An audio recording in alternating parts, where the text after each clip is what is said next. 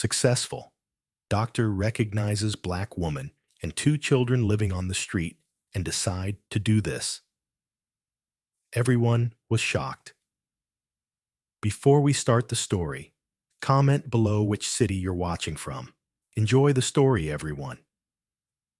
The rain poured mercilessly over the gray streets of Chicago that evening. Dr. Logan Bennett drove his luxury car through the downtown area, returning from another exhausting 16-hour shift at Bennett Medical Center, the hospital he had built from the ground up over the past decade. At 38, Logan had everything most people dreamed of: a thriving career, wealth, respect in the medical community, and a reputation as one of the finest cardiovascular surgeons in the country. Yet something always felt missing. As he stopped at a red light near Lincoln Park, Logan's attention was drawn to a small makeshift shelter under a store awning. A woman and two young girls huddled together, trying to stay dry from the relentless downpour. Something about the woman seemed strangely familiar. Logan squinted through the rain-streaked window. Could it be? After all these years? The light turned green, but Logan pulled over instead. He stepped out into the rain, his expensive suit immediately soaked as he approached the small family. "Excuse me," he said gently. The woman looked up, her eyes widening in recognition despite her exhausted appearance. "Logan?" Her voice was barely a whisper. "Olivia? Olivia Carter?" Time seemed to freeze as they stared at each other. A successful doctor and his former college sweetheart, now separated by circumstances neither could have imagined 15 years ago. 15 years earlier, Logan and Olivia had been inseparable during their undergraduate studies. Logan, the ambitious, pre-med student from a wealthy family, had fallen deeply in love with Olivia, a brilliant literature major on scholarship who dreamed of becoming a professor. Their relationship had been intense, passionate, but ultimately cut short when Logan left for medical school across the country. They had promised to make it work, but distance and time had other plans. Now here she was, with two small children, living on the streets. "These are my daughters," Olivia said softly, pulling the girls closer. "Zoe is 7, and Maya is 5. The girls looked up at Logan with tired, wary eyes that had seen too much hardship for their young ages. "What happened, Olivia?" Logan asked, his voice catching. Olivia's eyes lowered. "Life, Logan, just life." A car honked behind them, and Logan made a split-second decision that would change all their lives forever. "Come with me. Please. It's pouring, and the girls are freezing. At least let me get you somewhere warm for tonight." Olivia hesitated, pride and fear battling across her face. "We don't need charity," she whispered, though her body trembled from the cold. "It's not charity. It's an old friend helping another. Please, Olivia." After a moment that seemed to stretch into eternity, Olivia nodded. The drive to Logan's penthouse apartment was silent and tense. The girls had fallen asleep almost immediately in the warm car, their small bodies exhausted from constant vigilance. "How long?" Logan finally asked as they entered his spacious living room overlooking the city lights. 3 months on the streets," Olivia admitted. "Before that, we were staying in shelters. Before that, with Jake." "Jake?" "The girl's father. He wasn't good for us." Logan nodded, not pressing further. The bruise fading on her cheekbone told him enough. "You can stay in the guest rooms. There's a bathroom with a tub. I'll find some clothes for you and the girls."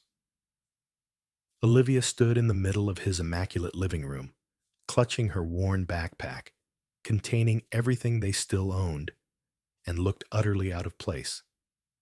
Why are you doing this, Logan? Logan paused, considering his answer carefully. Because 15 years ago, I made the biggest mistake of my life walking away from you.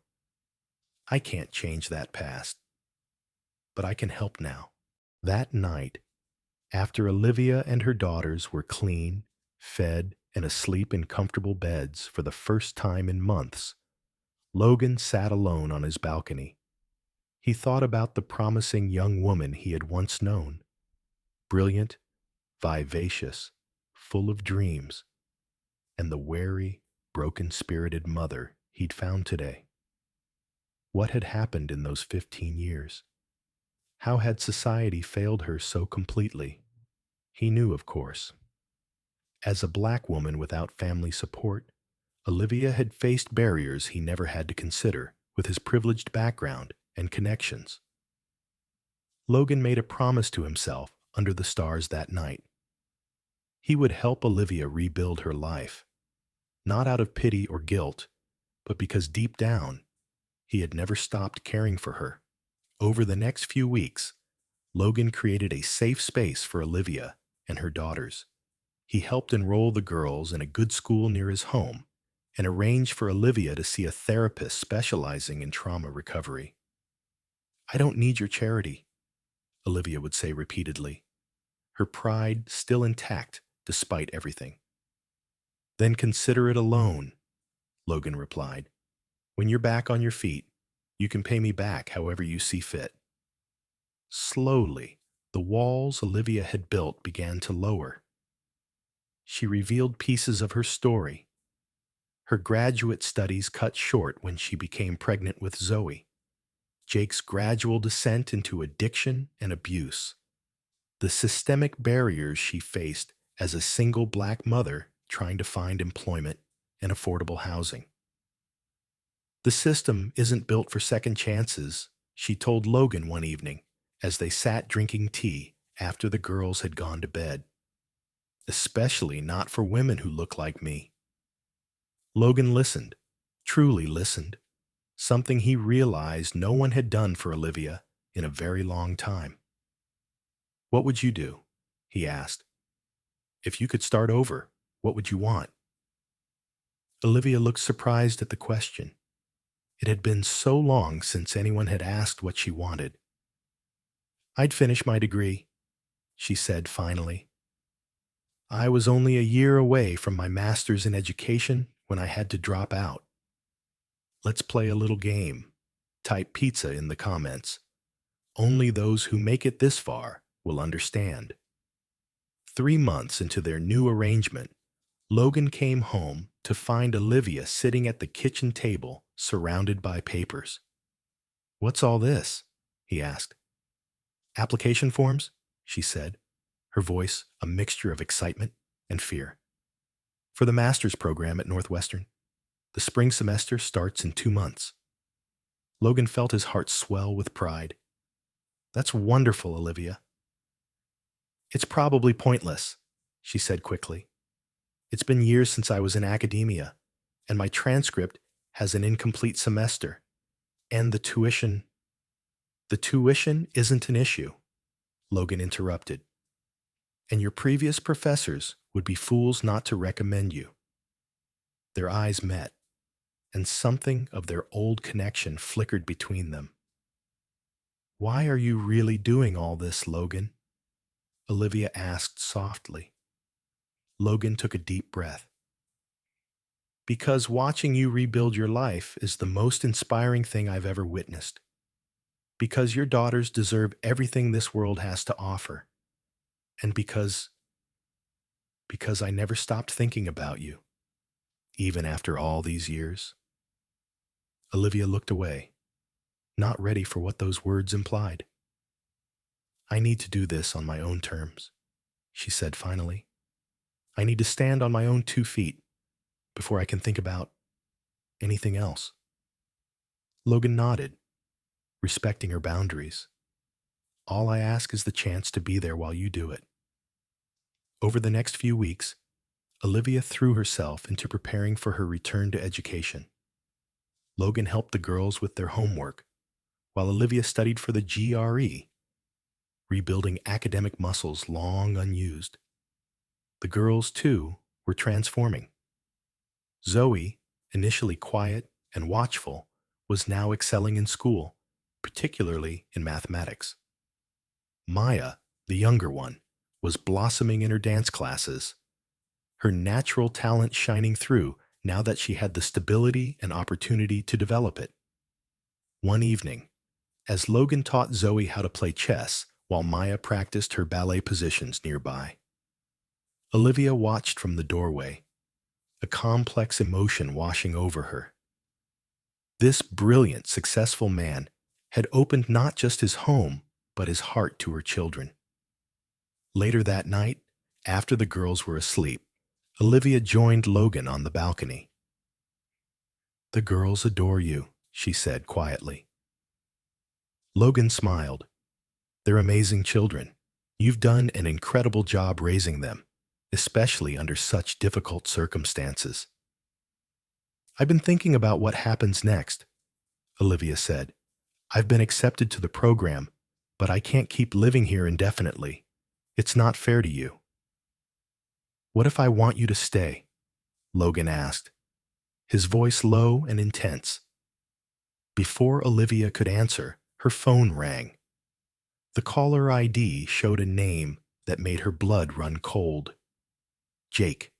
Jake Wilson had discovered where Olivia and the girls were staying. He demanded to see his daughters, threatening legal action despite having abandoned his parental responsibilities years ago. "He has no right," Olivia whispered, her hands shaking after the call. "No right at all after what he put us through." Logan immediately contacted the best family lawyer in Chicago. "We won't let him hurt you or the girls again," he promised. But the threat of Jake loomed over them, casting a shadow on the progress they'd made. The confrontation came sooner than expected. One afternoon, as Logan was picking up the girls from school, a routine he had grown to cherish, he found Jake waiting by the school gates. "Who the hell are you?" Jake demanded, his imposing figure blocking Logan's path. "I'm a friend of Olivia's," Logan replied calmly, positioning himself between Jake and the girls. "These are my kids," Jake snarled, "and I'm taking them with me." Zoe clutched Logan's hand tightly, while Maya hid behind his legs, trembling. "That's not happening," Logan said, his voice quiet but firm. "The girls are coming home with me."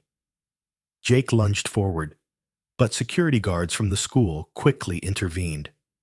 As they escorted Jake from the premises, he shouted threats that made the girls cry. That night, after reassuring the terrified children and finally getting them to sleep, Logan found Olivia staring out the window, tears streaming down her face. "I can't do this again," she whispered. "I can't let him destroy everything we've built." Logan crossed the room, and after a moment's hesitation, took her in his arms. "You won't have to," he promised. "We'll face this together." The legal battle was brutal. Jake, despite his history of abuse and abandonment, played on sympathetic male judges and systemic biases. He portrayed Olivia as an unstable mother who had kidnapped his children, casting Logan as a wealthy outsider interfering in a family matter. During one particularly grueling court session, Jake's lawyer questioned Olivia's living arrangement with Logan, implying an improper relationship that was confusing for the children. Olivia sat tall under the scrutiny, her voice steady as she replied, "Dr. Bennett has provided my daughters with safety, stability, and respect, all things their father failed to give them. There is nothing inappropriate about our arrangement." Logan, watching from the gallery, had never admired her more. The turning point came unexpectedly. Jake, frustrated by the legal proceedings, showed up at Logan's building one night, intoxicated and belligerent. Security cameras captured his violent threats and attempt to force his way past security. The footage, combined with newly discovered records of his past abuse, shifted the case dramatically. The judge granted Olivia full custody and issued a restraining order against Jake. That night, as relief washed over the household, Logan found Olivia on the balcony, gazing at the stars with tears in her eyes. "It's really over," she whispered. "After all these years of looking over my shoulder, it's finally over." Logan stood beside her, careful to give her space. "You did it, Olivia. Your strength won the day." She turned to him, really seeing him perhaps for the first time since they'd reconnected. "No, we did it. I couldn't have fought this battle alone." Their hands found each other in the darkness, fingers intertwining like they had so many years ago. Spring gave way to summer. Olivia excelled in her courses, quickly becoming a standout student despite her years away from academia. Logan arranged his hospital schedule to help with the girls when Olivia had classes or study groups. They settled into a comfortable routine that felt increasingly like a family. One warm evening, as they walked through Millennium Park after having ice cream with the girls, Zoe looked up at Logan and asked innocently, "Are you going to be our new daddy?" The question hung in the air between the adults. Logan knelt down to Zoe's level. "Would you want me to be?" he asked gently. Zoe nodded solemnly. "You don't yell like our old daddy, and you make Mommy smile." Later that night, after the girls were asleep, Logan and Olivia finally had the conversation they'd been dancing around for months. "I never stopped loving you," Logan admitted, "even during all those years apart. When I saw you that rainy night, something that had been missing clicked back into place." Olivia's eyes filled with tears. "I was so ashamed when you found us. I didn't want you to see what my life had become." "Don't you see? That's what makes you so extraordinary," Logan said. "Despite everything, you kept going. You protected your girls. You never gave up." He took her hands in his. "I don't want to rush you. I know you need to establish your independence. But I want you to know. I'm in love with you, Olivia.